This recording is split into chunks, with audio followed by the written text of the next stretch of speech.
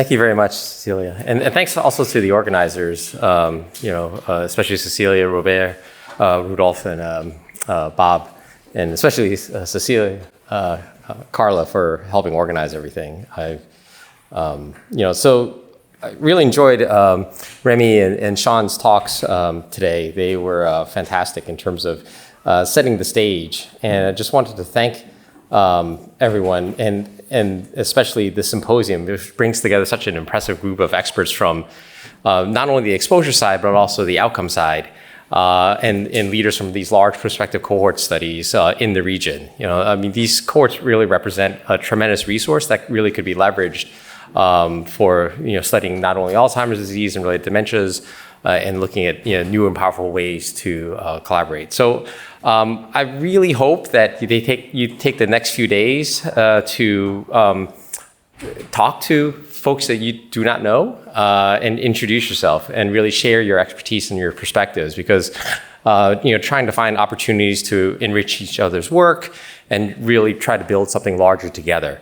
So it's not everyone is familiar with the NIA or Alzheimer's disease in particular. I wanted to just take a few minutes to provide some background on how NIH is approaching these challenges, and specifically how environmental exposures across the life course combined with genetic risk contribute to disease, and why identifying early or prodromal markers are critical for prevention and intervention.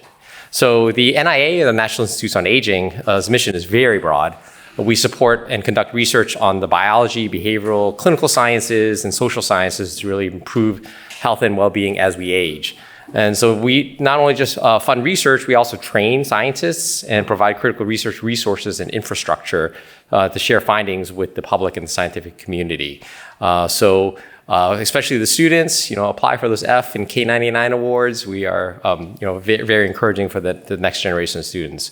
We also work in conjunction with our partners within NIH, such as NIEHS, NIMHD, NINDS, OBSSR. And this ecosystem is really critical for tackling Alzheimer's. The complexity of the disease really demands integration across all of these fields, and that's why we've so invested in creating platforms and infrastructure where exposure scientists, clinicians, population health researchers can all work together.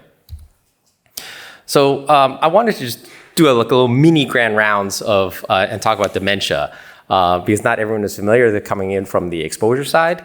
And it is not really one disease, but it's really a syndrome of declining cognition and behavior. It often begins subtly, affecting a single domain like language, and gradually expands to multiple areas of cognition. It's influenced by not only cognitive reserve, but it usually emerges with aging, but not exclusively.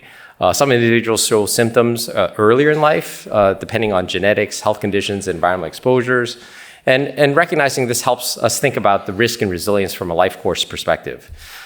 These have meaningful day-to-day impacts, not only on individuals, but also on the caregivers as well, as Sean so eloquently presented.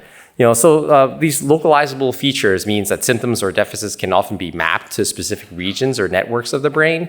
This means clinicians can link the observed cognitive or behavioral symptoms or to part of the brain that's most likely affected, reinforcing that dementia has not only a biological basis, rather than just studying purely diffuse or generalized phenomena.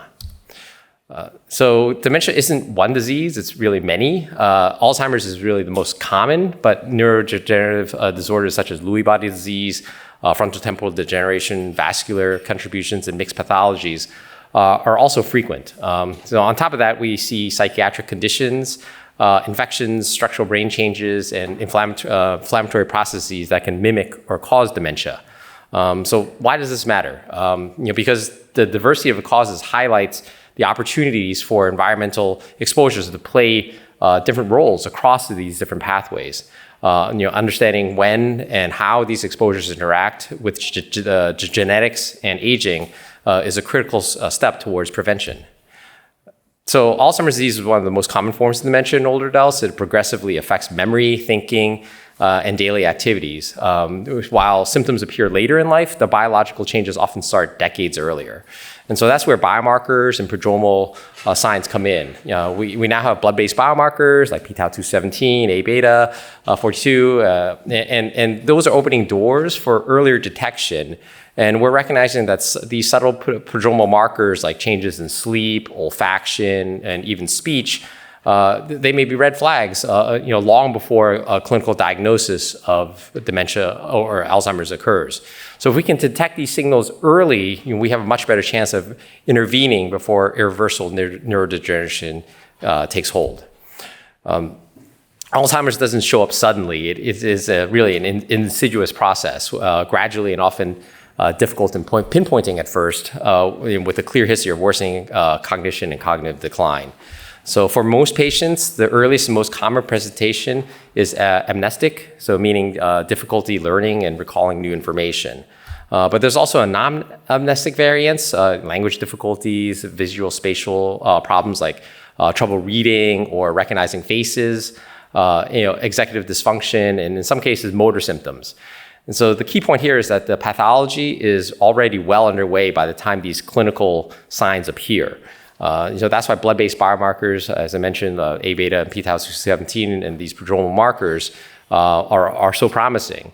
And they give us a chance to recognize disease long before memory loss brings someone to a doctor's office. So at the microscopic level, changes like amyloid plaque and tau tangles are common with age. About 30% of people without symptoms already show them. And so that means that the pathology alone doesn't always equal dementia. There's also a complex set of genes like ApoE4 that increase the risk of dementia, but our challenge is really to distinguish between normal aging, silent pathology, and these prodromal disease. And that's where the life course exposures and genetic context becomes essential pieces of the puzzle in addition to the exposome. So the ATN framework is one of the biggest shifts in Alzheimer's research recently. It categorizes biomarkers into amyloid, tau, and neurodegeneration. And so these measures can be 10 to 20 years occur before symptoms appear. And so this framework helps us understand Alzheimer's as a spectrum, not as a binary disease. And it creates opportunities for precision medicine by tailoring interventions specific to these different biological profiles. So the hallmarks are amyloid plaques and tau tangles disrupting this neuronal function. But the plaques and tangles represent endpoints of long processes influenced by environmental, genetics, and aging. And so if we focus on only one of them, we miss decades of opportunities for prevention. And that's why looking across the life course and identifying prodromal signs are key to shifting from treatment to prevention. So today, about 6.7 million Americans live with Alzheimer's. But by 2050, that number will nearly double to 12.7 million. And the global costs are staggering, over $1 trillion annually now, and is projected to reach more than $14 trillion. And so this isn't really just a scientific challenge. It's also a societal and economic one, which is why prevention strategies are essential. In Europe, this is actually really interesting. Dementia's prevalence in people over 60 is about 5.9%, so which is slightly higher than the global average of 5%. So nearly half of patients require a very high level of care. And so this region is especially important because it combines a high prevalence, but with rich resources for prospective cohorts and investigation and medical care and data sets. And so these studies offer unique opportunities to examine not only cross-national exposures, but outcomes in ways that could inform not just local health, but also the global understanding of Alzheimer's disease. So NIA is really prioritizing the study of environmental exposures across the life course. This also includes chemical, physical, social, and psychological exposures and how timing and the intensity affect aging and dementia risk. This is also part of the Exposome framework, so while we're all here, capturing all health-relevant exposures from conception to death. And by studying the exposome, we can better understand and better explain individual and population differences in Alzheimer's risk and resilience. So, the ultimate goal of these efforts is, would be to try to calculate an accurate determination of risk based on individual exposures and characteristics across the life course. And so, however, the data to answer all these questions live in many different silos. So can, a large multimodal biomedical data linked to environmental exposures, predict risk across the life course?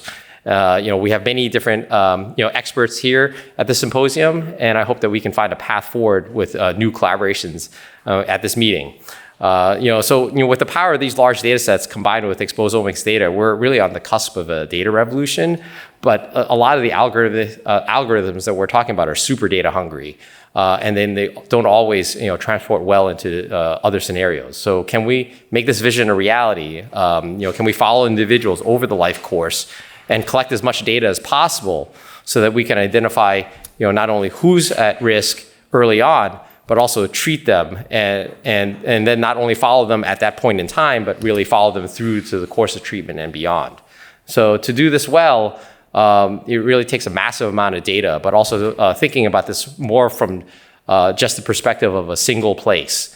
To do this well, it really takes many different perspectives because this falls across many diverse disciplines. And so the framework for the environment in Alzheimer's disease and related dementias involves a lot of disparate and complex data sets, as I mentioned. And so I really like this figure that Joel Kaufman put forth to think about, in this example, air pollution, and especially ultrafine particulates and traffic-related air pollutants as risk factors for ADRD. This figure illustrates how the exposures and risk factors on the left contribute via the initial exposures through initial molecular and cellular effects in the target tissue, and then through to pathophysiological responses, to early detectable but subclinical effects, and finally to the disease state of interest. So ideally, a research program would be able to consistently document effects all along this route of exposure. But realistically, being able to demonstrate this entire cascade from exposure to disease will really require different kinds of study designs. So observational, experimental, in humans and animals and cellular models. Remy did a really fantastic talk this morning talking about the biases and other considerations for the measurement errors. But this figure also illustrates the interactions between genetics and biological risk factors, including sex and age, and risk of disease processes. But importantly, this illustration also shows that the two main places where interplay between environmental factors and social factors can result in health disparities. First, key differences exist between social groups and exposures. So for instance, in health disparities, but also on the social environment. So for instance, a neighborhood and socioeconomic status, built environment, educational opportunities, exercise habits, physical activity, can really influence the occurrence of exposure-related disease risk and resilience factors. So what do we need if we're trying to do these studies of AD-ADRD across the life course? So prospective studies are very rich with environmental measures, which are critical. But this is also the best way to go about things if you want to try to limit any potential biases. We can follow someone over time with multiple measurements, collecting omics data, survey data, cognitive measures, and what's going to lead to the disease outcome. And this method has a much lower chance of measures being differentially affected by outcome if the outcome hasn't occurred yet. But more importantly, it's important to match the exposure assessment to your hypothesis and your study design. So you really need to be clear about the questions that you're asking, and does the exposure happening prior to the exposure happening prior to the disease actually lead to disease or not, or was it just some causal association? So that's the key question: is when does the disease start? This is an important issue because by the time dementia emerges, many changes have been underway for years. Thus, measuring toxicants may occur after the biological processes have already started, and a lot of work needs to be done in order to understand the course of the disease, so that you're measuring the exposures at the correct time, and maybe getting this information from imaging studies or autopsy studies or other biologic samples collected at these critical time points. Now, this framework illustrates, I like this framework because it illustrates the interactions between aging, genetics, and the predisposition and environmental exposures. So together, they explain a large portion of the variance of Alzheimer's disease risk. But the takeaway is that no single factor explains Alzheimer's completely. It really is the interplay across the life course that creates vulnerability or resilience. So of course, no Exposome talk will be complete without this graphic from the Lancet Commission highlighting all of the modifiable factors that impact AD. But increasingly, the environment plays a large part in that. But more importantly, of the timing is the timing of these exposures. Certain windows of life, be it prenatal, in childhood, adolescence, midlife, at the menopausal transition, are really critical. And so exposures to metals, air pollution, and psychosocial stress during these times can really increase the likelihood of developing Alzheimer's decades later. So our goal is really to try to quantify how these exposures accumulate and interact with individual characteristics to determine the risk. And so this really is what we call precision prevention.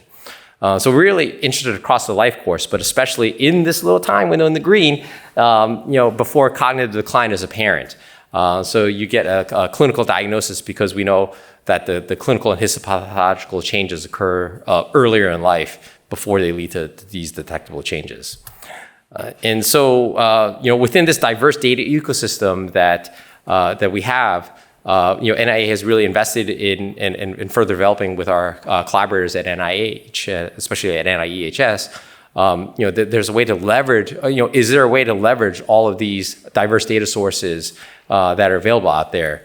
These include satellite data from NASA and NOAA, environmental exposure data from the EPA and other individual studies, neighborhood GIS, information from the Census Bureau or the CDC, and then also mobile and digital health data from individual studies such as devices from Apple Watches or Fitbits or other wearables, and even EHR data from health systems, and data from the NIA-sponsored AD Knowledge Portal and large data sets such as the ones, sorry, did I mess up here? Okay. Such as the ones being developed by CAFE, the GECC, and here, and then CORDS are also large programs. And then the common fund programs like the AD Knowledge Portal and the Bridge to AI. So all in a fair and accessible data system. So wanted to plug the AD Knowledge Portal, which is an NIA has made some significant investments in trying to create and maintain a very robust infrastructure for sharing diverse data types through the AD Knowledge Portal. So these include diverse specimens, diverse data types, and then also diverse levels of processed data, from over 60 different arrays and 50 plus different file formats, from imaging to genomic markers to environmental data. So really kind of, you don't have to collect all the data yourself, but you can kind of add, as Rick had mentioned earlier, add your components to these large data sets, with the All of Us program and others, to kind of bring your expertise and your knowledge and your data sets to kind of enrich these common data sources that are widely available to investigators all around the world. And so here we are. We're going to be talking about this in detail, so I won't go into too much depth. But the field of exposomics is really maturing in with a range of new technologies and techniques becoming more commonly accepted beyond the not only the environmental sciences, but also applying these to AD/ADRD studies. So, recent advances in high throughput technologies have really enabled investigations of these AD pathologies. These include advances in genotyping arrays, next-gen sequencing, mass spec technologies, and bioinformatics, which allow for simultaneous studies and integration of multiple omics, but it also includes the development of novel computational and statistical tools that can filter and analyze such data. There have also been advances in research infrastructure for exposure analyses of toxicants and biological environmental samples. For instance, the HERE program that David started at NIEHS, and it really kind of performs these targeted and untargeted analyses of toxins and biological environmental samples. And then also there's a massive amount of data from sensors and personal dosimetry data from Apple Watches and Fitbits to personal air measurement devices like purple air monitors and other wearables. And similarly, the AI field is rapidly developing new tools and methods that are coming online and becoming more accessible in our daily lives. There's also been 4 recent workshops that highlighted the role of the Exposome and ADRD, 2 NASEM workshops, and then also one sponsored by NIA in 2021 and 2023. So in informatics, there's been a deluge of data coming from biobank scale resources such as NHANES, the UK Biobank, the All of Us program, and existing resources such as CMS Medicare data, AHRQ, and even SEER. All have opportunities to kind of show that we should discuss on how we can make them useful, in particular with multimodal data coming from genomics, phenomics, and exposomics. Similarly, the AI field is rapidly evolving with new tools and methods coming online and becoming more accessible in our daily lives. So can these resources be leveraged by AI technology to address questions of interest? There's no shortage of clinical data within institutions, but they're not structured in the same way, nor are they accessible for shared analytics. So overcoming these technical and regulatory institutional barriers, I just want to highlight the example from like the N3C or the National COVID Cohort Collaborative, really standardized clinical and electronic medical records into a data reusable format using an OMP common data models, which really demonstrated the power of a unified data set. And so could the AD knowledge portal also be just as usable? And similarly, can you combine this real world data with data collected from cities like traffic patterns, water quality, and then overlaid with satellite and remote sensing data, like with this little graphic of wildfire smoke in Canada, and the data from thermostats and Internet of Things. Can these devices and data sources be leveraged to look at diseases with long latencies like AD? So, once you identify these disparate data sources, now you have to analyze it, right? So researchers have really struggled with the scalability. So as data continues to grow exponentially, existing data mining technologies may struggle to handle these large-scale data sets efficiently, and so traditional approaches may face limitations in processing and analyzing these vast amounts of data. Also, the data variety and complexity with the different data sources, handling sparse and missing data, often contains a lot of noise and missing values and inconsistencies and inadequate coverage in certain parts of the country, especially in rural and underserved areas. And so traditional data mining techniques may struggle to handle such imperfections effectively, leading to suboptimal results and reduced accuracy. So a lot of the common themes are that the data are often underutilized in biomedical research because researchers either don't know its existence or how to incorporate it into their analyses. So I'm hoping like this symposium here will kind of introduce you to some new techniques and the existence of these different data resources. There's really a critical need for new methods that can be developed to look at the available complex and disparate data in new ways, especially in interdisciplinary teams. And so there's really a lot of challenges in harmonizing and integrating data, but also thinking carefully about the data itself and how it was collected and whether or not there are any systemic biases in the data. I wanted to highlight, as you think about your cohorts and, from an environmental side, highlight this, the Harmonized Cognitive Assessment Protocol is a great example of an international collaboration funded by NIA, where it's being used across the US, Chile, Africa, India, Mexico, and Europe, allowing us to compare cognitive outcomes across very different populations. So if those of you leading prospective studies in this region, there's really an opportunity to join this network by harmonizing your measures, and then your data can kind of contribute to the global insights while also gaining value from cross-national comparisons. So there's the little QR code for linking to the HCAP is what we call it. And so finally, it's worth highlighting the tremendous growth of funding for Alzheimer's disease research over the past 10 years, 12 years. So investments have expanded dramatically thanks to both base NIA support, but also congressional appropriations specifically targeted for AD/ADRD. So this funding is really fueling advances in biomarker discovery, exposomics, and prevention science, and really reflects a recognition that tackling Alzheimer's disease is really one of the defining scientific challenges of our times. So this is the FY26 appropriations.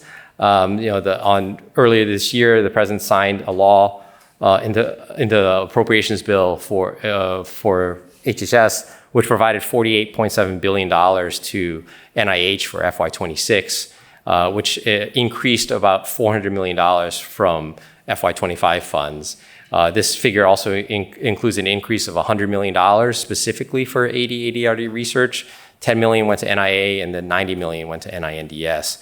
So this allocates about $4.5 billion to NIA, which is about a $10 million increase above FY25 appropriated funds. This also includes a cap on multi-year funding, so a lot of the investigators are wrestling with that and what to do, but it also requires NIH to follow indirect cost regulations. So I have 10 seconds left, and I really wanted to highlight NIA participation in these different highlighted topics. So I wanted to highlight that specifically this neural exposome factors that affect brain health and neurological disorders. There's also ones on the microbiome and nutrition, informed regulatory practice, and then finally health in extreme weather. So I am here for the whole conference. You can scan this QR code to email me any questions. But thank you so much for coming, and I look forward to interacting with you.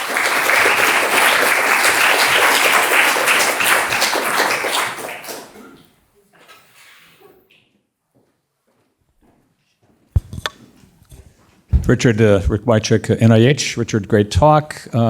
So what do we know about, so we're developing good biomarkers now so that we'll have a better sense of whether you have kind of a predisposition to ultimately develop clinical disease. So what do we know about the reversibility if we stop the environmental exposures, or are there things that we can be doing to mitigate some of the negative effects that may reverse some of these biological markers which may prevent the onset of clinical disease? Yeah, it's still kind of early stages right now in terms of like just, we don't know. And so whether or not we eliminate the tau tangles and, A beta buildup in the neural tissues, whether or not that is reversible in terms of preventing Alzheimer's disease. But, identifying these targets right now has been helpful. And so it's kind of studying now, what those effects are. There are a lot of behavioral activities that have been associated with lower incidence of Alzheimer's disease. So be it increases in physical activity, Mediterranean diet, good sleep hygiene and sleep patterns have been shown to have reduced incidence of Alzheimer's disease, but we don't know exactly what the mechanisms are. And so it's still early days right now, and whether or not it's reversible or not, we don't know. So we hope so, and hopefully identifying some of these factors then can kind of prevent the disease and identifying intervention targets. So great question. Thank you, Rick.